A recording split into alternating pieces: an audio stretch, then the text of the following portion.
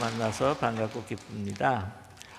오늘 읽었던 우리 느헤미야 그 8장 역사적인 그 배경을 여러분께 설명함으로부터 우리 말씀을 시작하고자 합니다.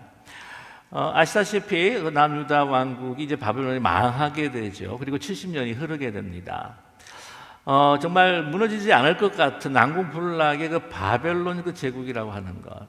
그래서 그 포로로 잡혀갔던 그 이스라엘 백성들이 아무 여망도 없을 때 갑작스럽게 또 이 고레스 왕이 또 페르시아의 왕으로 세워지고 또한 이 침공을 함으로써 바벨론이 무너지게 됩니다. 그 이후에 고레스 왕이 이제 모든 다른 민족들이 포로되었던 민족들이 자기 고향으로 돌아가라라고 하는 칙령을 선포하게 되죠. 그것이 주전 538년경이었습니다. 그 다음 해에 그 1차 포로 귀환으로 이제 수르바벨과 또한 예수와 제사장이죠. 5만 명을 데리고 이제 예루살렘, 또 팔레스타인 그 유대 땅으로 다시 귀환하게 됩니다. 그래서 가자마자 성전 공사를 이렇게 시작을 해요. 아주 열심히 이제 시작을 하는데 그것을 많이 방해를 받습니다. 그 주위에 있는 이방 민족들 막 방해하고 또한 거짓 상소를 또 페르시아 왕에게 올리게 되는데 아하수에로 왕이 그 소식을 듣고 난 다음에 그 성전을 그 건설하는 걸 중단하라고 이렇게 명령을 내리게 되죠. 그러는 가운데 중단한 지 16년이 흐릅니다. 하지만 16년 만에 다시 공사를 이제 재개를 하게 되는데 아시다시피 하나님께서 두 선지자를 보내시죠. 학개와 스가랴라고 하는 선지자를 보내셔서 그들을 향해서 아주 강력한 권면을 하시고 위로하시고 또한 격려하는 말씀을 선포하게 합니다. 그래서 이 말씀을 통해서 다시 이 심령의 부흥을 얻고 다시 성전을 재건하게 되게 되죠. 힘차게 시작하는데 아니나 다를까 그 유다 지역에 있는 다른 민족들이 미리 거주했었던 그 사람들이 막 방해 공작을 놓습니다. 또다시 페르시아 왕 그 아들 왕이었던 다리오 왕에게 이제 상소가 올라가게 되는데 근데 상황이 좀 달라졌습니다. 이 다리오 왕은요 그 국고를 살피라고 하면서 거기에 고레스가 그 선대왕이죠 칙령을 내렸던 것 그 문서를 발견하게 됩니다. 그래서 계속해서 그들로 하여금 성전을 짓게 해라라고 이렇게 다 명령을 내리게 됩니다. 그리고 이제 4년 만에 완전히 완공이 되는데 그 성전 공사 시작하고 20년 만에 이제 성전이 세워지게 되는 것이죠. 유월절을 지키고 성전 제사를 지내는데 어느덧 60년의 세월이 흐릅니다. 그러다 보니까 이 성전의 그 제사가 조금 더 이렇게 그 의미를 또한 잃어버릴 때가 있고 또한 영적으로 또한 피폐가 되는 그런 상황에 이르게 되죠. 그때에 하나님께서 그 당시에 그 페르시아의 왕이었던 아닥시스다 왕의 마음을 움직이게 돼요. 그래서 이 아닥시스다 왕이 이 예루살렘에 있는 성전에 대해서 굉장히 존귀한 마음을 하나님께서 가지게 하는데 그래서 이 회파된 그 제사와 또한 떨어진 그 영적 상황들을 다시 부흥케 하라고 그래가지고는 그 직접 선택한 사람 에스라를 이제 보내게 됩니다. 그 당시 보게 되게 되면은 이 페르시아의 그 왕가뿐만 아니라 그 나라에 조금 문제가 아마 있었다라고 하는 것을 짐작할 수 있는 그 행간의 내용들을 살펴볼 수가 있는데 그래서 그 성전을 다시 회복하고 다시 제사를 회복하고 우리 이 땅 그러니까 페르시아 왕국 제국을 축복해 달라라고 하는 의미가 있었던 것이죠. 아무튼 2차 귀환으로 이제 에스라가 그들을 인도해서 오는데 1754명을 데리고 옵니다. 주로 다 레위인들입니다. 왜냐하면 그 성전의 그 제사를 다시 한번 회복하고 또한 그 영성과 그 영적인 그 부흥을 일으키기 위해서는 아무래도 이 레위인들이 많아야 되기 때문에 주로 레위인들이 오게 됩니다. 그러면서 이제 한 14년 동안을 계속해서 이제 사역을 하게 되는데 쉽지가 않아요. 왜냐하면 그 예루살렘 그 성벽이 이제 회파가 되어 있고 좀 무너져 있는 곳들이 많았기 때문입니다. 그래서 성전에서 제사를 드리고 그것을 살려고 하는데도 그 보호막이 무너져 있기 때문에 그 사람들이 쳐들어와서 또 힘들게 하고 괴롭게 하니까 참 그 신앙생활을 하는 것이 이제 곤고해졌던 상황이었습니다. 그랬을 때에 하나님께서 한 사람을 또 세우게 돼요. 누구냐면 여러분이 너무나 잘 아시는 오늘 본문의 그 느헤미야서죠. 그래서 느헤미야를 다시 세우게 되는데 그것이 444년 주전 444년에 느헤미야가 그 몇 명인지는 그 기록에 나와 있지 않습니다만 3차 포로귀환으로 다시 유대 총독의 직분을 가지고 돌아오게 됩니다.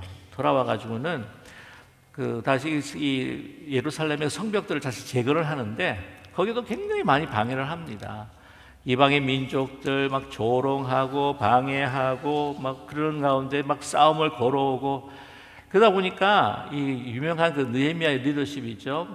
일하면서 이 성벽을 재건하면서 이제 싸움을 하는 거예요. 그래서 한 손으로는 일을 하고 한 손으로는 창을 쥐고 있고 허리에는 칼을 차고 일을 하면서 그러한 모든 역경과 난관들을 다 극복하고 정말 놀랍게도요 52일 만에 완공을 하게 됩니다.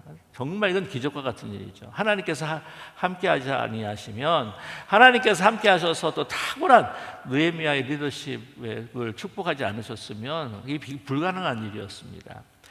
그래서 이제 성벽을 완전히 완공하게 됩니다. 그것이 느헤미야 1장에서부터 7장까지 그 이야기입니다. 그래서 3차 포로기환에서부터 시작을 해서 성벽 완성까지가 이제 느헤미야 7장인데 오늘 그 8장은 그 이후의 이야기예요.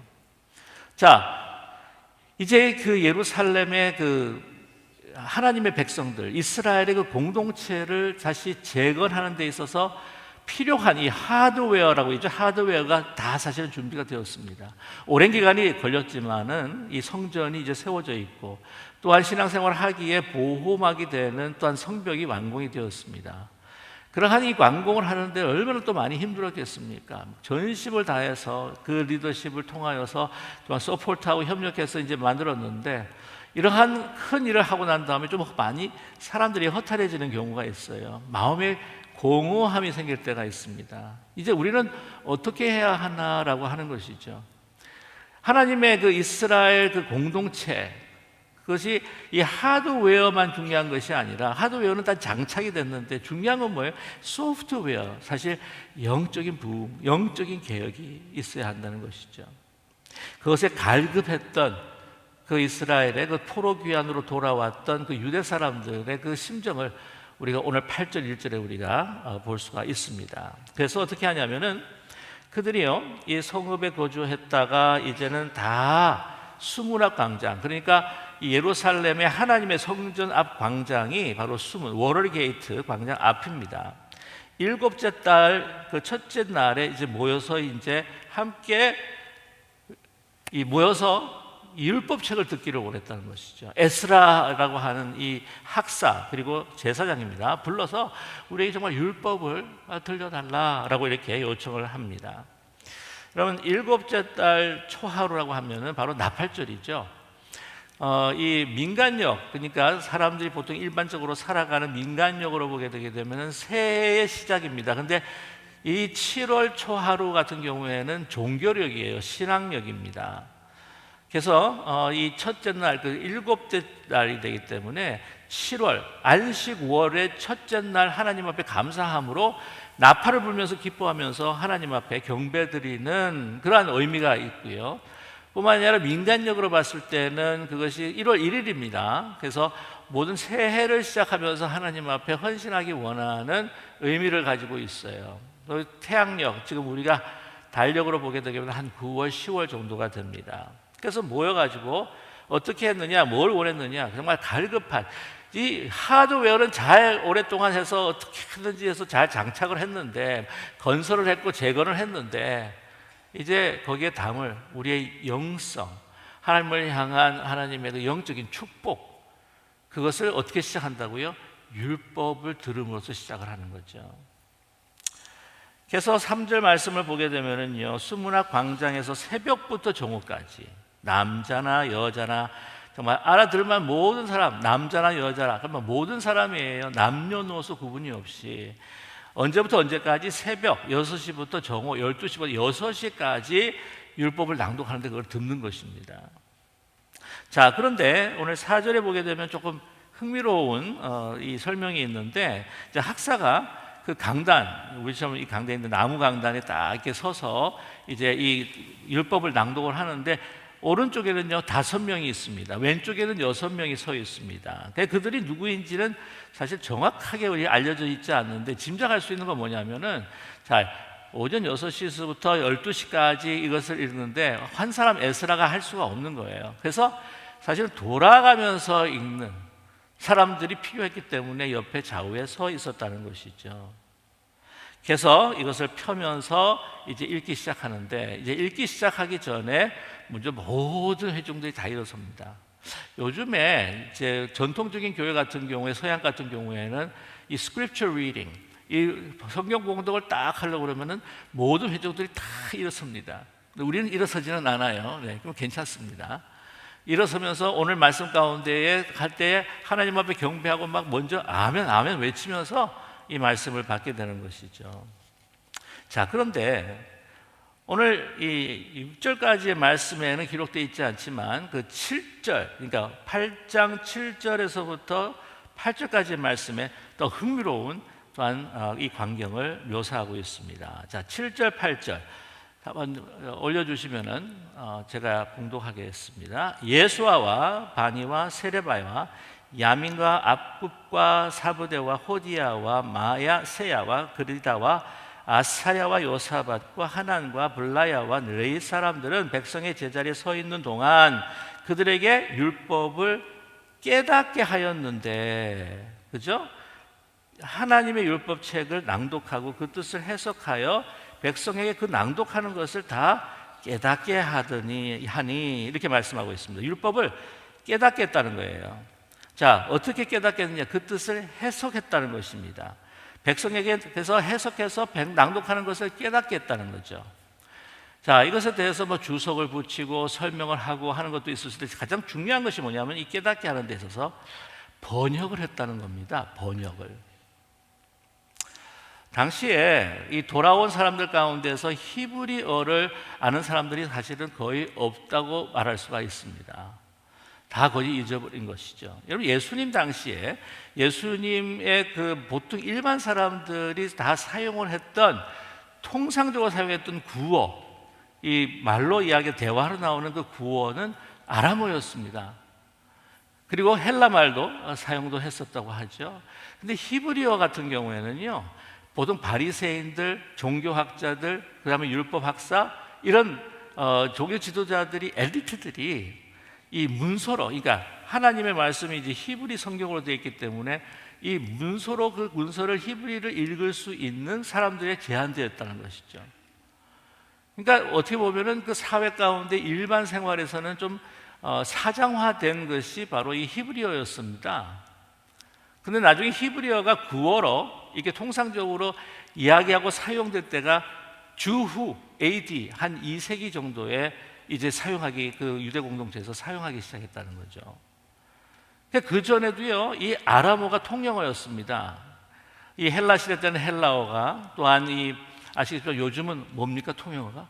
영어죠. 네. 근데 이 포로가 되었을 때 당시에는 그것을 보게 되면 바벨론 사회에서도요, 이 바벨론 사회에서도 두 가지가 오피셜 랭귀지 통영어였는데 하나가 아람어였습니다. 그 아람어는 그 전에 그 아람 제국이 아주 크게 번성을 해가지고는 팔레스타인뿐만 아니라 고대 근동 지방에 통영어로 많이 사용했던 것이 아람어입니다. 그 다음에 또 한 가지 오피셜 랭귀지 아카디아어, 그게 바벨론어, 갈대아어라고 이렇게 이야기를 해요. 이게 두 가지 언어였습니다. 그러니까 히브리어를 구어로 사용하는 사람들은 거의 없었다고 봐도 돼요. 그리고 그것을 읽을 수 있는 사람도 많지 않았다. 그렇기 때문에 오늘 말씀 보면 레위 사람들이 7절과 8절 보면 레위 사람들이 막 이거를 아카디아어나 아니면 아람어로 막 트랜슬레이션을 번역을 하면서 사람들한테 가르쳐 주는 거예요. 이해가 되시죠? 그래서 이걸 번역해서 이것이 어떤 이야기인지 히브리어를 그 아카디아어로 또한 아람어로 다시 해석을 하고 트랜슬레이션 해주면서 그들로 하여금 그것을 듣고 깨달은 다음에 그들 가운데 마음의 개혁과 또한 부흥이 일어납니다. 그런 마음들이 그 감동이 돼가지고 막 눈물을 흘리는 장면이 나와요. 근데 여러분 아시겠지만 그럼으로써 이 모든 장착된 하드웨어 가운데에 이제 하나님께서 주신 영적인 축복, 그 이후로부터요, 이 쭉 읽어보게 되면은 그들이 지냈긴 했지만 전혀 완전히 회복하지 못했던 장막절을 지내게 되고 조막절을 지내게 되고 성전 제사를 다시 정말 정확하게 회복을 하게 되고 그들 아원에 정말 진정한 영적인 기쁨이 샘솟는 것을 우리는 발견하게 됩니다. 이 모든 것들이 말씀으로 시작한다는 거죠. 그 수르바벨과 또한 이 예수아가 16년 동안을 성전 공사가 중단된 것, 그것을 다시 재개케 한 것이 또 무엇이었습니까? 말씀드렸죠. 스가랴와 학개가 하나님의 말씀을 받고 그들에게 전함으로 인해서 말씀으로 다시 그들 마음에 불을 지폈던 것이죠. 그래서 이 말씀을 듣고 깨달아야 할 필요가 있습니다. 그래서 번역 작업이라고 하는 것이 너무 중요한데, 여러분 이 번역이 사실은 이 종교개혁을 움직이기 시작했던 거 아니겠습니까? 오늘 종교개혁 507주년을 맞이하는 주일입니다. 여러분 종교개혁에 있어서 세 가지 대명제가 있죠. 무엇입니까? 저희 기쁜 우리 교회 정도는 아주 수준이 높으시기 때문에 잘 알고 계세요. 솔라 피데, 그죠? Only faith, 오직 믿음으로. 솔라 그라티아, 오직 은혜로. 솔라 스크립추라, 발음하기 좀 그랬네요. 스크립추라, 오직 성령으로. 예. 그런데 오직 믿음, 우리가 구원을 얻는데 우리의 공로가 아니다. 예수 그리스도를 구주로 믿는 오직 그 믿음으로, 그래서 그 하나님께 주시는 오직 그 은혜로 우리는 구원을 얻게 되는 것이다. 그게 대명제인데 그것이 어디에 근간한다고요? 바로 성경에서 그것을 발견했다는 것이죠. Only Scripture, 성경, 오직 성경을 통해서, 그 권위를 통해서 그 분명한 그 진리를 갖다가 확신하고 또한 발견했다고 하는 것이 아니겠습니까? 이 루터뿐만이 아니죠. 우리는 믿음으로 살리라고 하는 그 대명제가 바로 그거지 않습니까? 자, 그런데 그래서 이 중세 그때 당시에 이 성경에 대한 그 중세 교회 그리고 가톨릭 교회가 굉장히 등한시했다라고 이렇게 생각할 수도 있겠지만요, 사실은 그렇지도 않습니다. 이 얼마나 많이 그 필사하는데, 성경을 이제 필사를 하는데 많은 시간과 많은 에너지를 쏟아붓는지 모릅니다. 근데 물론 라틴어 성경이죠. 라틴어 성경. 근데 성경 자체가 보통 일반 사람들에게 주어지기가 힘들었습니다. 너무 비싸도 너무 비싸기 때문이죠. 여러분 그 당시에 이 보통 수도원들이나 또한 이 학자들이 또 성경에 아주 능통한 사람들이 이제 필사를 하는데 양피지를 썼어요. 양피지. 그래서 양의 가죽이나 송아지 가죽을 썼는데 그 두꺼운 가죽을 다 이렇게 이제 이 손질을 모아가지고는 아주 얇게 만들어가지고 종이로 만드는데, 성경 한 권을 갖다가 만들려면 거의요, 양이나 송아지 몇 마리를 잡았냐면 못해도 200마리는 잡았다는 거예요. 얼마나 정말 비쌀까 하는 생각이 들지 않습니까? 뿐만이 아닙니다. 여러분 박물관에서 혹시 그 성경, 오래된 그 중세 성경들 보셨습니까? 이게 흑백이 아닙니다. 아주 컬러풀해요. 거기에 금 장색도 착 씌워졌고 거기에다가 그림도 그려져 있고 디자인. 여러분 한 분이라도 보셨죠? 아니, 못 보시는 것 같은 얼굴로 하셔서 제가. 네. 근데 얼마나 비쌀까? 제가 이 말씀을 드릴게요. 구텐베르그 성경이 나왔습니다. 그건 이제 인쇄한 성경이죠. 인쇄한 성경은 조금 싸다고 생각들지 않습니까? 1520년에 처음으로 나오게 됐는데 그때 당시 가격으로 360페니히, 그건 노동자가요 1년을 버는 1년 임금입니다.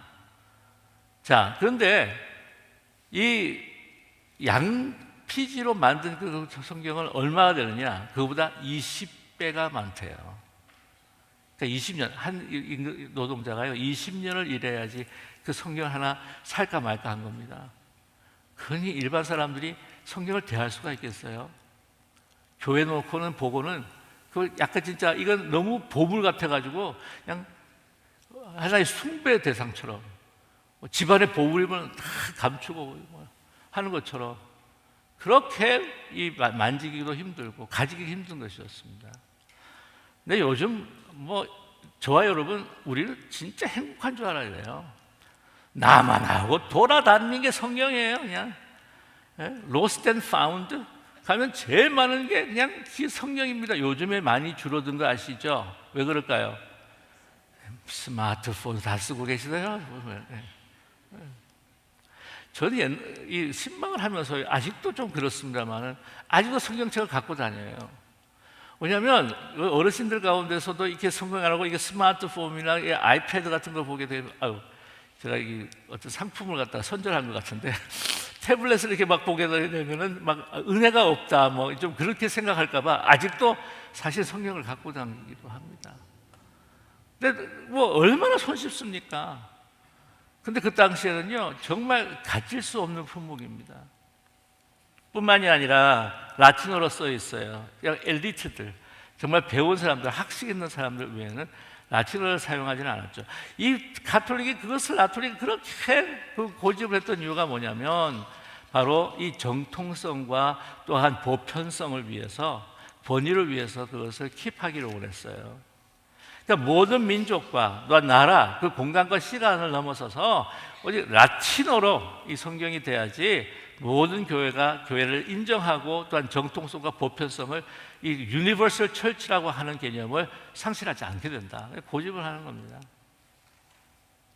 그러면서 로마 가톨릭 교회는요 성도들이, 일반 성도들 안심해라, 강단에서 나오는 이야기, 모든 가르침 이거 다 성경에서 나오는 거기 때문에 너희들 믿어도 된다, 막 그렇게 이야기를 하는 거죠. 근데 어떤 사제들은 여러분 아시겠지만 매전 매석이라고 그렇게 이야기하나요? 그 중세 당시에는 막 성직자가 너무 좋으니까 막 돈 주고 사고 막 그런 때가 있었습니다. 그러니까 라틴어를 제대로 배우지를 못하는 거예요. 사실 요즘에 이 신학교 공부 같은 경우에도 이렇게 원어 공부 안 하고 그냥 신학 공부하고 하는 그런 교회 학교도 좀 있다고 이야기도 듣긴 들었는데, 아무튼 몰라요. 라틴어를 그냥 알파벳으로 읽기만 하고 뜻을 몰라가지고는 그냥 외워가지고는 그냥 집전을 하니까 자기도 모르는 말, 듣는 사람도 모르는 말, 통하지가 않는 겁니다. 근데 따르라고 이야기하는 거죠. 근데 과연 그럴까요? 그렇지 않다는 겁니다. 얼마나 오역이 많고 왜곡된 부분이 많은지. 이게 라틴 그 성경이 바로 불가타, 볼게이트라고 하는 성경인데 제롬이라고 하는 사람이 그걸 편찬을 했어요. 근데 이 라틴어 성경에 보게 되게 되면은 이제 오역들이 좀 많습니다. 이게 그 실력이 원어에, 그러니까 히브리하고 저게 헬라 말에 그 실력이 없어서 오연하는 것도 있고요. 또한 교회의 방침과 교회의 어떤 그런 정치적인 입장과 그 기준을 통해서 맞춰가지고는 이것을 또 편찬하기도 했었습니다. 오역에 대한 예를 들어보면 이런 거예요. 제가 이번에 한 예를 들면 이렇습니다. 제가 이번에 이제 안식년을 통해서 이런 기도 많이 해줘서 잘 무사하게 돌아왔는데요. 로마에 유명한 이 카테드럴이 많습니다. 이 성당들이 많은데 그 중에 하나 로마의 산 피에트로 있는 빈콜리라고 하는 이 성당에 이제 가본 적이 있습니다. 빈콜리 성당 한번 보시면 이런 성당인데요. 거기가 왜 유명하냐? 이 성 베드로가 이제 감옥에 갇혔을 때에 이제 묶였던 그 쇠사슬이 거기에 전시가 되어 있습니다. 네. 근데 또 한 가지 유명한 건 뭐냐면은 미켈란젤로의 작품이 있어요. 여러분 우리 미술사 보게 되면 르네상스 이야기하다 보면 미켈란젤로 이야기 참 많이 듣죠, 그죠? 정말 천재예요, 이 사람은요. 시간이 없어서 다 이야기를 못 드리겠지만 어떤 기회가 있어서 말씀을 드리겠지만, 하여튼 그 사람의 그 작품 가운데 데이비드상 직접 보니까 좀 대단하더라고요. 그것도 하나가 뭐냐면요, 모세상입니다, 모세상. 네. 옆에 두 여자가 있는데 한 사람은 구스의 여자고 하나는 시포라입니다. 그 두 아내죠. 자, 저게 이제 모세상입니다. 근데 모세를 가만히 보면요, 머리에 뿔 두 개가 이렇게 달려 있어요. 저 혹시 보이세요? 머리에 뿔 두 개 달려 있는 거? 이게 왜 뿔이 두 개 달려 있지? 그런 생각을 하게 되는데 이게 이 라틴어 성경의 오역 때문이었습니다. 출애굽기 34장 29절을 보면요, 이런 말씀이 나옵니다. 모세가 그 증거의 두 판을 모세의 손에 들고 시내산에서 내려오니 그 산에서 내려올 때에 모세는 자기가 여호와와 말하였으므로 말미암아 얼굴 피부에 광채가 나나 깨닫지 못하였더라. 그렇게 나오는데, 얼굴 광채가 빛난다, 이 히브리 말로 카란이라고 하는 말을 사용합니다. 근데 뿔은요, 케렌이라고 하는 단어를 사용해요. 여러분 아시겠지만 이 모음을 붙였을 때가 AD 이후 10세기 정도 됐기 때문에 얼마 되지 않아서 그런지 이 자음이 비슷하니까 이 제롬이 불게이트를 갖다가 이렇게 번역을 하면서 뿔이라고 해요. 케렌, 뿔로 그냥 해버린 거 만 거예요. 그래서 그 불게이트 성경을 본 이 미켈란젤로가 거기 뿔을 만든 거예요. 이렇게 뿔을 만든 거예요. 오역 때문에. 이건 애교라고 볼 수도 있어요. 자, 그런데 또 하나 예를 들면, 여러분 세례 요한이 외친 메시지가 있는데 그것이 뭐냐면 회개하라 천국이 가까웠느니라. 맞죠? 마태복음 3장 2절의 말씀이고, 예수님께서도 같은 메시지를 던지시는데 마태복음 4장 17절 보게 되면 회개하라 천국이 가까웠느니라 라고 이렇게 선포를 합니다. 그런데 이 마태복음 17장 예수님께서 선포하신 말씀을 이제 이 헬라어를 뭐로 번역을 했냐면요, 포에니탄티움 아기테라고 하는 말을 사용해서 신경 쓰실 필요는 없어요. 이걸 해석을 하게 되면, 이걸 직역을 하게 되면 죄값을 치러라 천국이 가까웠다 이렇게 되는 거예요. 제롬 성경에, 라틴 성경에.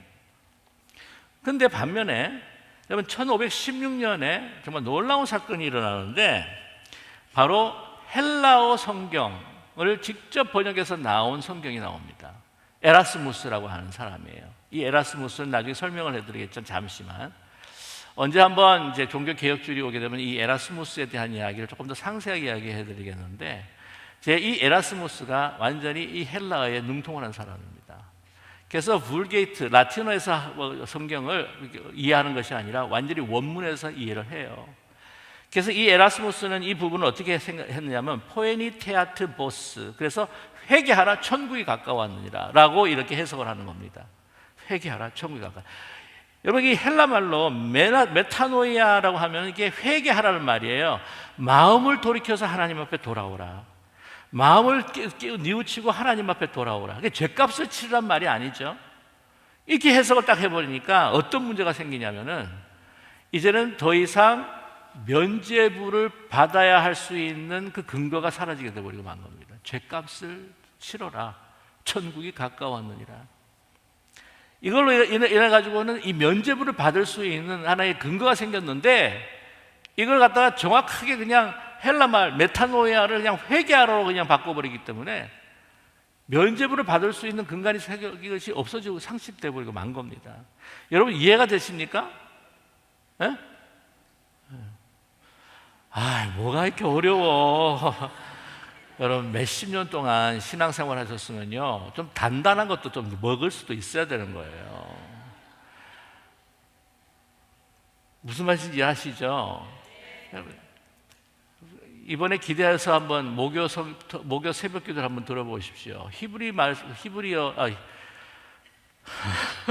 히브리서를 보시게 되면 5장에 보시게 되게 되면은 막 그렇게 신앙생활을 오래 했는데 단단한 음식도 좀 먹어야 되지 않냐 이런 말씀이 나와요. 아무튼 잘 들으세요.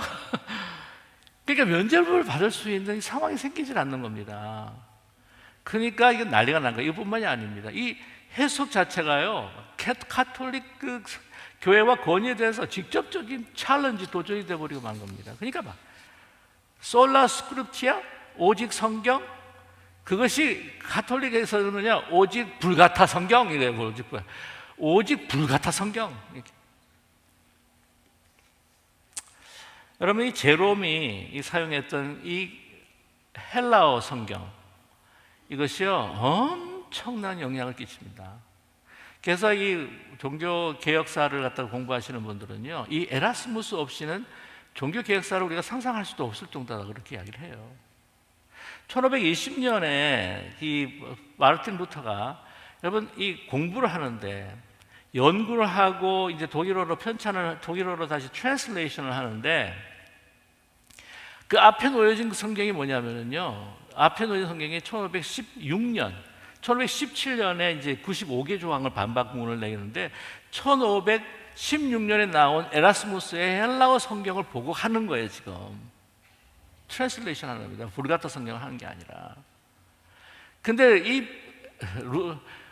루터만이 아니에요. 쭝글리, 그 다음에 칼빈, 이 종교개혁자들은 트랜슬레이션 하면서 지금 그 에라스무스의 그 헬라어 성경을 보고 하는 거예요. 지금. 그렇기 때문에 에라스무스 없이는 종교개혁자들은 지대한 빚을 에라스무스에게 지고 있다. 그런데 여러분, 이게 또 참 아이러니한 게 뭐냐면 이 에라스무스는요, 우리가 막 인본주의다 하는 문해부 르네상스의 산물입니다. 르네상스를 한마디로 이야기하면 다시 원점, 다시 근원으로 돌아가자. 그래서 이 본래 그 원어들에 대한 스터디 공부가 굉장히 열심히 하게 됩니다. 그래서 그리스어로 그냥 다시 로마 그 시대에 돌아가는 그 그리스어, 헬라 이런 것들을 다시 복귀하자고 하는 그 운동 가운데 이 에라스무가 산물이란 말이에요. 그러니까 하나님은 그 이야기도 나중에 기회가 될 때 여러분께 함께 나누게 될 텐데, 중요한 것은 뭐냐면 이 말씀에 대한 정확한 이해와 번역, 이것이 얼마나 이 종교교육에 정말 큰 불을 지펴버렸는지 이런 말씀드리고 싶어서 이야기를 드리는 겁니다. 그 전에 100년 전에도 여러분 아시면 요한 위클리프, 또한 여러분이 또 잘 아시는 후스라고 하시는 분들, 그분들이 이제 자기 본국어로 이제 트랜슬레이션 번역을 하다가 나중에 화형에 처해서 죽음을 당하지 않았습니까? 그래서 종교 개혁자들도 그렇게 고통과 고난을 당할 수 있을 것이라고 했지만 그 말씀을 깊이 연구하면서 정말 그 말씀을 더욱더 묵상하면서 그것을 번역하면서, 그래서 깨달은 진리를 통해 더 믿음과 용기를 가지고 이 진리 편에 서서 이 종교개혁의 불을 당기고 이끌어갔다고 하는 것을 우리는 알 수가 있습니다. 모든 개혁과 부흥에 있어서는 말씀이 바로 필요하다. 말씀이 시작이 되어야 된다. 여러분, 우리의 삶의 개인의 삶뿐만이 아니라 우리의 가정, 교회, 진정한 삶에 정말 나의 부흥과 개혁, 변화가 필요하다고 한다면 말씀으로 돌아가야 한다고 하는 것을 우리에게 증거하고 계십니다. 자, 그런데 끝으로 말씀드리고 싶은 것은 이거예요. 또 깊이 말씀에 공부를 하고 또한 그 말씀을 갖다가 사모하고 또한 그것을 듣고 연구하는데 깊이 그 말씀을 침잠하고 더 묵상하고 더 깊이 공부하며 또한 묵상해야 된다고 하는 사실입니다. 오늘 느헤미야 8장 그 9절 말씀을 보면요, 띄워주시면, 백성이 율법의 말씀을 듣고 다 웁니다. 총독 느헤미야와 제사장 겸 학사 에스라와 백성들이 가르치는 레위 사람들이 모든 백성에게 이르기를 오늘은 너희 하나님 여호와의 성일이니 슬퍼하지 말며 울지 말라 하고, 그렇게 말씀하고 있죠. 여러분, 아침 6시부터 시작해서 12시까지 해서 계속해서 율법을 듣습니다. 여러분, 우리 같았으면 어땠을까요? 그것도 서서 듣는 거예요. 서서 천정하고 바른 자세로 집중해서 듣는 겁니다. 그랬을 때 그 말씀이 그 가슴 속에 자리 잡는 거예요. 그 말씀이 서서히 우리를 변화시키면서 우리로 하여금 감동이 하고 그 눈물샘이 터지게 하고 하나님의 마음으로 돌아가는 역사가 일어나는 거죠. 그냥 간단. 뭐 그것도 참 없는 것보다 낫겠지만 우리는 너무 요즘에 그냥 간단으로 넘어가는 때가 너무나 많다는 거예요. 이 유튜브 같은 게는 뭐 이 쇼트 보면서 막 이 현대인의 이 어텐션 스팬이 얼마나 지금 짧아지고 있는지, 여러분 깊은 리딩을 통해서 오는 삶의 변화와 이 감동이라고 하는 것을 기대하기 힘든 시대를 우리가 살아가고 있지 않습니까? 자, 느헤미야 8장 18절 한번 보시면요, 이 8장의 마지막 부분인데 우리 같이 한번 읽어볼까요? 에스라는 첫날부터 끝날까지 날마다 하나님의 율법책을 낭독하고 무리가 이래 동안 절기를 지키고 여덟째 날에 규례를 따라 성회를 열었느니라 말씀하고 있습니다. 그러면 새벽 6시부터 12시까지 언제 며칠 동안 했느냐? 3주간의 시간입니다. 나팔절이죠. 그때 시작합니다. 10일부 대속죄일이죠. 나팔절부터 2주 후에 초막절입니다. 그러니까 일주일 더죠. 3주 동안이에요. 이를 3주 동안 계속해서 진행한 것이에요. 6시부터 12시까지. 그래서 이걸 통해서요, 역사가 일어납니다. 초막절이 다시 회복이 되고, 하나님 앞에 드리는 성전이 다시, 성전과 제사가 회복이 되고, 영성이 회복이 되고, 그 안에 정말 그들이 맛볼 수 없었던 인생의 삶에 막 기쁨이 막 넘치는 그런 체험을 하게 됩니다. 여러분, 그러나 우리가 깊은 하나님에 대한 묵상이 필요한 시대입니다. 특별히 이번 가을을 맞이하면서 여러분, 다른 것보다도 좀 이렇게 성경 그리고 또 책이라도 좀 이렇게 읽어야 하는 그러한 시즌이 아닐까 말씀드리고 싶어요. 좀 놀라운 통계를 알려드리면 2017년의 통계인데요. 1년 세계 전체 이 조사를 해봤는데 1년 평균 독서량 미국 사람들 1년에 몇 권? 80권. 일본 사람 74권. 프랑스 1년에 70권. 독일 쭉쭉 내려가면서 중국은 몇 권? 35권. 한국은요? 10권이 채 안 된답니다. 전체 세계의 166등. 근데 이번에 뭐 한강 작가가 뭐 채식주의자로 뭐 노벨 문학상을 탔다면서요? 근데 우리 뭐 믿는 사람들 가운데서는 거기서 뭐 논란들이 좀 많더라고요, 그죠? 아무튼 간에 그래서 일본하고 스코어가 28대 0이 되었다가 28대 1로 됐다고 합니다. 예. 근데 네 사람 가운데 한 사람은 1년에 또 한 번도 책 안 읽는 사람들이 있대요. 목사님, 제 나이 돼 보세요. 눈도 껌껌. 잘 안 보여요. 요즘은요, 읽어주는 책이 있습니다. 유튜브 가게 되면. 네. 그리고 가끔씩 여러분, 우리 교회도 도서관이 있어요.